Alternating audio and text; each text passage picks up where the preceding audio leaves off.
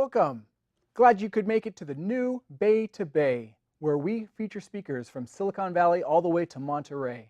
And tonight you are in for a special treat because we are in the midst of contest season. What does that mean? That means Toastmasters hosts 2 contests each year. In each contest, we have 2 different speaking slots. And this year, we are doing the humorous and the evaluation contest. And tonight you will see all of that and more. We have a fabulous show prepared for you, and we will move right in to our first speaker. Our first speaker tonight is giving a speech from the Storytelling Manual. This is project number 2 called Let's Get Personal. Tonight, his objectives are to share with us a personal story and use vivid imagery as much as possible. This Toastmaster has been a Toastmaster for Bayview Toastmasters in Monterey, California for over 2 years, and he is the current president of Bayview, leading that club to 20+ members. Please help me welcome tonight, giving his speech, Hot Rod, Mr. Brandon Day.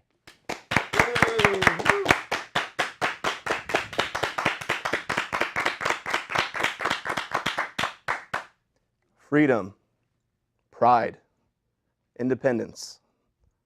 What comes to mind when you hear those 3 words? For me, it was buying my first car. That was such a symbol of freedom, pride, and independence to me. But let me tell you, it was quite a journey buying my first car. Now, let's go to Houston, Texas. I was living there as part of my job. I'm an engineer. And I decided, you know what, I'm going to go on a Sunday morning to the dealership to buy my first car. Now I drive, and I arrive at the dealership, and I see nobody walking around, nobody shopping for cars. I wonder, is it open? So I go up to the office, I knock on the window, I look in, and wondering, is anybody going to come up and open the door and shuttle me around and show me a new car? And luckily, somebody comes up, looks like a salesperson, except they're wearing gym attire, look like they'd just woken up, decided to come to work. And I see some other folks he's helping too, and he says, oh, can I help you? I say, yeah, I'm looking to buy a car. He says, okay, well, let me show you around. So I take a test drive for a few cars. And I finally set my mind on one. So we go inside, he says, well, let's make a deal. So he goes back to his finance guy, gives me the first price. Of course, I'm not going to take the first price. So I say, no. Let's drop that a little lower. So he drops it a little lower. He goes back to his finance guy. We meet somewhere in the middle. Again, I'm not pleased with that price, that offer. And I say, you know what? No, let's try something else. We do this several times. And I'm a little apprehensive. This is my first experience buying a car, so I'm nervous. I don't know what to expect. I don't want to be taken advantage of, and I want to get a good deal, and I want to get the car that I want. So he finally sets on as low as he's going to go. And I just tell him, you know what? I'm sorry, it's not a good enough deal. I can't buy the car. So I proceed to get up off my chair and walk out the dealership.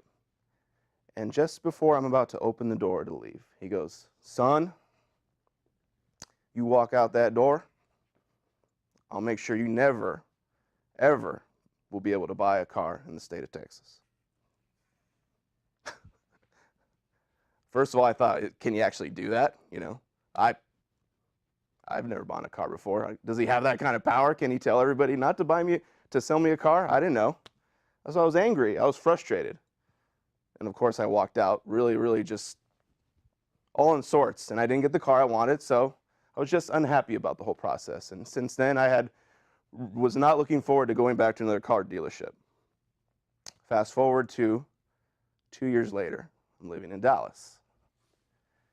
And I finally muster up the courage to go through the whole thing again. So I go to the dealership, and I find the car that I want. I say, you know what, let's go make a deal.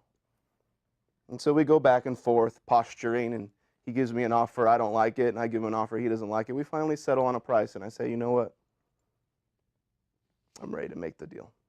So I sign the papers, and I'm excited. I know I'm going to get my car.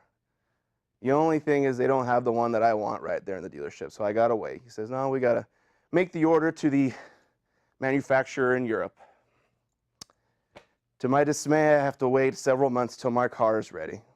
Now this is where, technology is a blessing and a curse, because I was able to track where my car was on the assembly line as it was being made. So every day after that, you can imagine, I logged in on my computer and I'm looking, oh, the axle's being made. Oh, the engine's being put in the car. Finally, I'm just wondering, after several weeks, when is my car going to be ready? When? So I'm just hoping. Every time the phone rang, I thought, oh, this is the dealership. This is the call that I've been waiting for. No. And then 2 months later, finally, I get the phone call from my guy. He says, your car is getting through customs right now. I'm like, oh, yes. It's in the States. It's here. All it needs to do is get to Dallas, Texas, and I can have it. He says, well, you're going to have to wait a few more weeks. We know how shipping and all that kind of stuff goes. All right, Alan. I'll wait a few more weeks until I can get my car. So a few more weeks, and I still haven't gotten the phone call. So I'm wondering, well, what's going on here? Did the car fall off the transport vehicle on the way over? Did they mistake the car for something else? Did it, fall in the ocean somewhere? Where's my car? Finally, he says, it's here. I get that call. I am so excited. I got the biggest smile on my face. I'm thinking, finally, I get my dream car, a BMW 335i, black on black, the one I've been eyeing since I was a kid, because my parents had a BMW when I was a kid. So that's the car I've always wanted. And I remember arriving to the dealership, and Alan going, I'm asking him, okay, so where is it? Where is it? And the way they have it at the dealership is they have the cars that are getting ready to be driven off the lot in these little rooms. And so I'm looking around and I'm thinking, okay, so is it behind that door? So I open the door and there it is. And we signed the last bit of paperwork, and he finally hands me the keys, and I put the key in the ignition. I turn that car on, and man, I drive it off, and I'm beaming. And I remember driving it off the lot and getting to my first stop sign. And I look to the left and I look to the right, and I'm already getting smiles from folks. I'm getting that look where, yeah, you've got the new car. You get the new car look, feel, everything. Let me tell you, there's nothing more satisfying than getting that goal that you've always had your mind set on. And for me, it was that black BMW. It was my dream car. It was the ultimate driving machine. And man, it felt good to drive it off the lot. Mr. Toastmaster. Nice.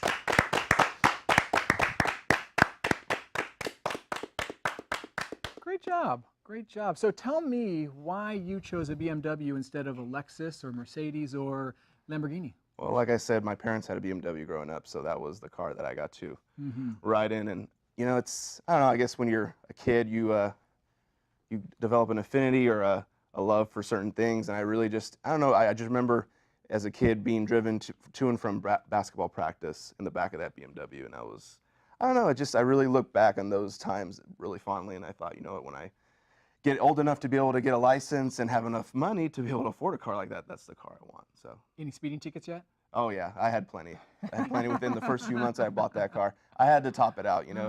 It's the ultimate driving machine. It's meant to be driven fast. That's the point. So allegedly, how fast does it go? If you went over the speed limit, allegedly. Allegedly, it can get to up to 105 miles an hour. So. Wow. Yeah. Wow, amazing. Yeah. Now, are you a hardtop guy or are you a topless guy? No, I'm a hardtop guy. Hardtop. Yeah. And why not topless? I like the feel of having the car, with the little sunroof that I can adjust. I've never been a fan of convertibles. Great job. Thank you so much, Brandon. Thank you, Kristian. Yeah.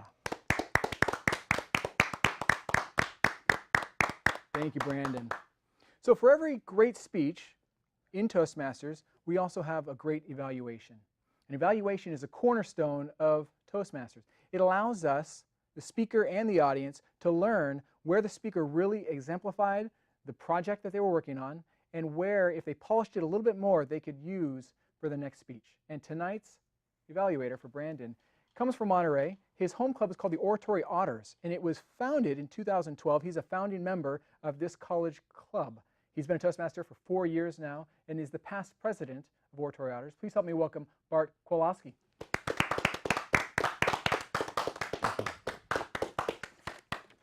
Brandon, such an entertaining speech. Thank you very much for giving it to us. The purpose of it was to get personal, and you certainly did. On the way up here, I got to know you just a little bit, but after you have given the speech, I feel like I know you just a little bit better. You had a very good opening with a question and 3 words that speak to our American heritage, and you had an excellent use of body language. You really got into the speech and made it so much more vivid. And you had very good imagery that you portrayed on your adventure of purchasing the car.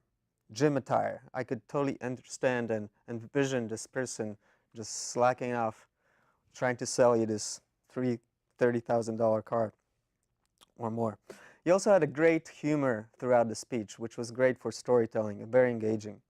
Some of the recommendations I have for you is have a little bit more vocal variety. Instead of say, of course I'm not going to take the first prize, say, of course I'm not going to take the first prize. Who does that? Or, can he actually do that? When you were talking about the guy not selling you the car.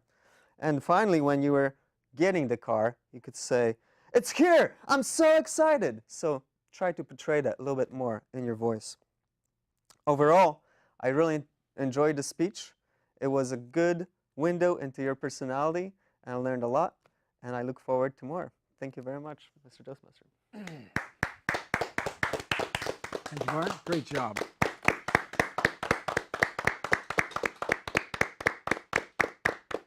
Thank you again, Bart. Thank you again, Brandon. Up next is a video segment. Now, D4TM used to be our parent district, and it grew so much. We had so many Toastmasters join that we had to split into D4TM, which is north of us, and D101, which is, as I said, from Silicon Valley to Monterey. So please stay tuned for a video from our district leaders.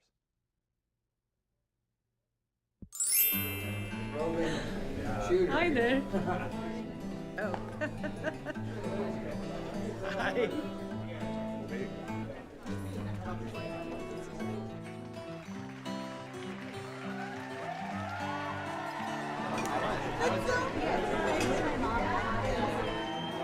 Hello, everyone. This is TLI, San Francisco.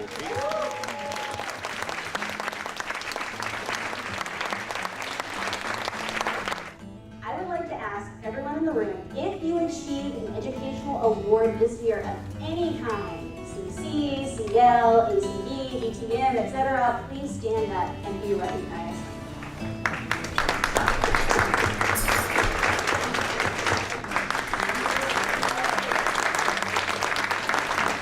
The success of all our clubs was possible because of the extremely able district leadership.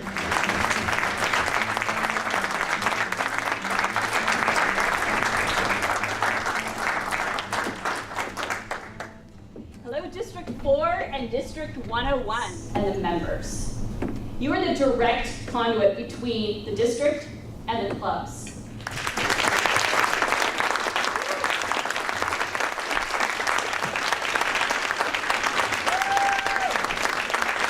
And I'll tell you right now, this group right here are the hardest working Toastmasters in the United States. I have to say this has been an amazing journey.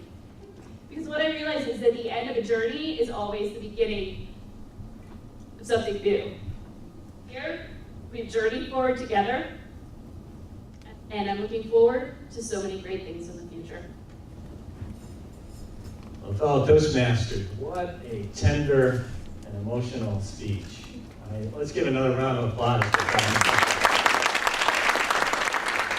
We have a lot of leaders here today, and I know that you are going to carry forward this tremendous tradition of District 4 and District 101.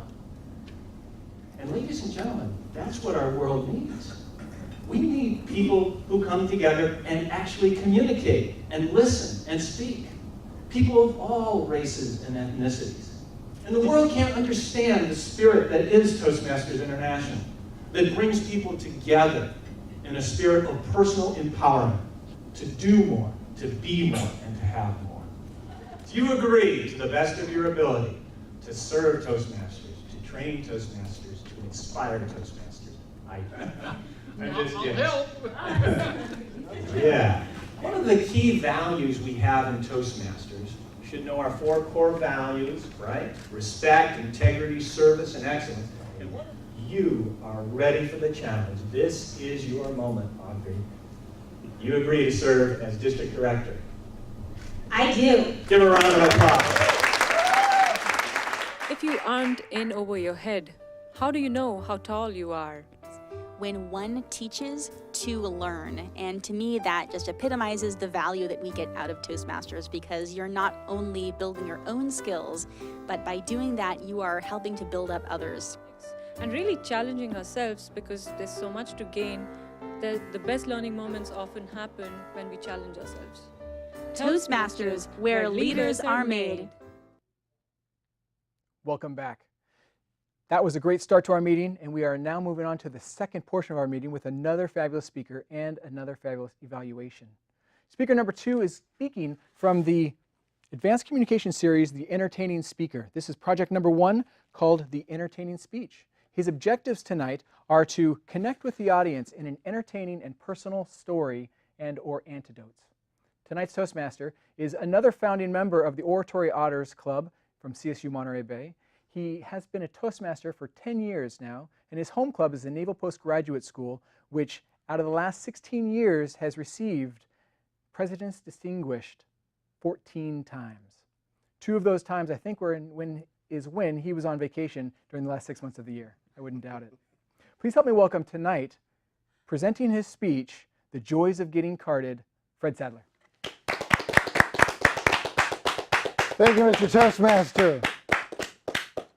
Have any of you felt, or can you think back to when you were young enough, under age 18, to be out with a bunch of your fellow cronies and going off to the bar to have a drink? But you weren't 18 yet, and you were a little anxious about whether you might get carded, whether they'd ask for some kind of an ID like your driver's license possibly, to see whether you really were 18, because 18 was the legal age to drink. I remember that. I was very anxious at that moment, and they did not ask me. I was able to get out of there alive. But about 6 months later, I had turned 18, and I went back to the same bar with the same friends, and I saw the same bartender, and I said, "I'll have a Budweiser, please." And he looked at me, since I looked like I was about 15 with my crew cut haircut and my very young face. And he said, "Can I see an ID?" And I put out my driver's license, which showed I was 18. I was very, very proud of that moment. There have been other times when I have been proud of being my age. And more recently, it came up just last March. I was celebrating my 75th birthday. Now, I know it's probably hard for you to even imagine that I'm 75, but it's true. I am 75 plus now. And when I went to the airport soon thereafter and went through the TSA checkpoint, I saw a big sign there that surprised me because I hadn't seen it before. I guess I hadn't been 75 before. But it said, if you're 75 or over, you don't have to take off your jacket or your shoes. I thought, this is fantastic. So I walked through the long line. It wasn't as long as it had been because I was so eager to go through.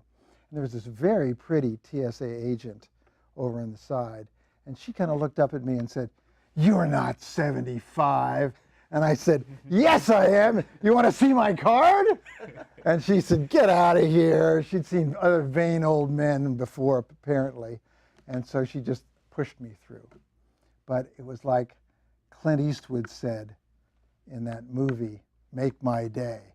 She made my day. I was carded 57 years afterwards, after the story I previously told you. It was a great, ecstatic feeling. Now, there's some other cards I've gotten over the years that are pretty wonderful too. 10 years before, I got carded by Medicare. And Medicare, there's my Medicare card, guys, it's all true, and my supplemental. These came in the mail when I was 65. And I just love going into a doctor's office and plopping these down on the counter and saying, here's my insurance cards. Unfortunately, no one's ever asked me if I was actually 65 or not. Kind of disappointed with that.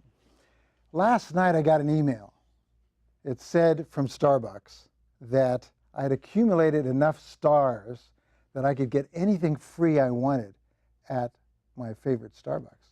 So I took my gold Starbucks card in this morning, and I usually get a Java chip Frappuccino filled with carbs and sugar and caffeine. But it's a tall. That's Starbucks speak for small. But since this was free, I decided to go all in, and I got the venti. This is probably about 1,000 calories worth of all those good things I said, and I had it all paid for free with my Starbucks card. I love my golden Starbucks card. Now, I do have some other cards that I'm happy with. Credit cards, Costco cards, more credit cards, my library card.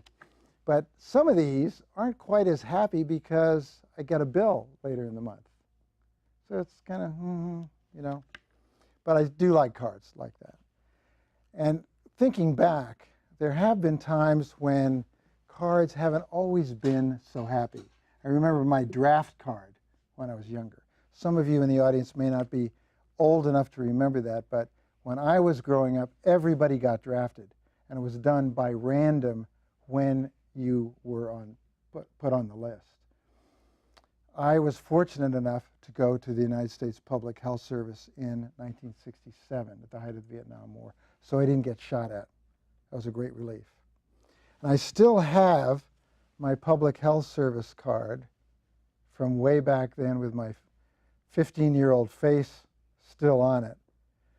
It's especially important to me because it's the way I get onto the naval base in Monterey, where we have our Naval Postgraduate School Toastmasters clubs on Friday. I'm very grateful to have this card. It's probably my favorite of all. Mr. Toastmaster. Great job. Very nice with all those cards. I was a little worried about you flashing your credit card during the TV, but I imagine that you have the numbers blacked out. Is that correct? Gee, I didn't think that far ahead. Oh, perfect. Good. I can't wait for the video. Good. So tell me, you've been in Toastmasters for 10 years. Why did you decide to get into Toastmasters at the age of 65? At the advanced age of 65, I began to think I might get back on the national scene doing some public speaking. And that's exactly what's happened. And Toastmasters has helped me tremendously give talks outside of Toastmasters. Very nice. I've also loved being in Toastmasters too, meeting people like you. You continue, you'll see yourself in Toastmasters for another 10 years? Easily. Very nice, very nice. Now, in my day, we used to have fake IDs. Did you ever have fake IDs, or did you just sneak into the bars? Fake IDs, fake IDs. Yeah, where they took a picture of you in some Could back you possibly room. have been talking about me? Yeah, I don't know. I have a twin brother, though. It might have been identical twin brother, so maybe. So no fake IDs. He might have been the guy, yeah. Well, I can't wait to meet him someday. Maybe he'll join Toastmasters. Thank you so much, Fred. Thanks, thank you. Very nice job. Again, for our ultimate speaker, we have an ultimate evaluator. Tonight's evaluator's home club is from the Silicon Valley Storytellers, and he's been in Toastmasters for 3 years. As I mentioned earlier, he's just fresh off the heels of competition, competing at the international level at District 4, and he is currently working on his humorous speech to compete in District 101 for the humorous contest. So please help me welcome Krishna Noru. Krishna. Thank you, Kristian. Fred, thanks for a wonderful speech. You had 2 goals to achieve today. One was to entertain audience with your personal experience, and the second one was to deliver a speech with maximum impact. I think you aced it. I, as an audience member, was entertained throughout your speech. It was funny. You had a connection with all of us. And the way you opened your speech was wonderful. You opened with a question. So you brought the audience right in. We were just wondering, how we are going to take it, and it was wonderful. You asked a question that was relevant to all of us. And even the topic, I was looking at the topic, the joys of getting carded. I was wondering what it was all about. And then you went on to explain, the various cards that you had throughout your life. It brought out a different perspective of things, the joys. It connected with the issues that we all had before. Your humor was wonderful. You had excellent vocal variety. Your enthusiasm was awesome.